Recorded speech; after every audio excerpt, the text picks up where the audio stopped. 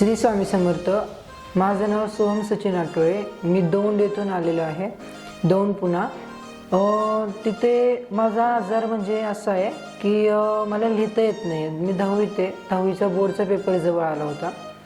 मला लिहिता येतच नव्हतं, म्हणजे हातातून कळा निघायच्या त्या मानेपर्यंत जायच्या। आधीचं माझं ट्रीटमेंट तिथं एक 20 दिवसाचं झालं होतं। मला फरक फक्त तिथे 1-2% पडला होता। मी केंद्रात गेलो, मला त्यांनी सजेस्ट केलं की तू पंचकर्म कर।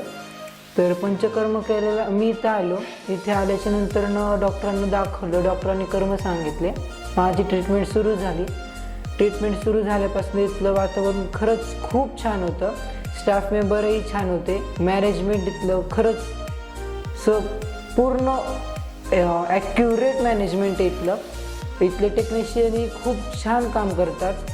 मग ते स्नेहसंवेदन असो, कोणते कर्म असो, सगळे कर्म ते एकदम व्यवस्थित नियमानुसार हे करतात, पाळतात। आपल्याला इथे पथ्याचं जेवण असतं, जेवणही खूप छान होतं। मला आज 7वा दिवस आहे।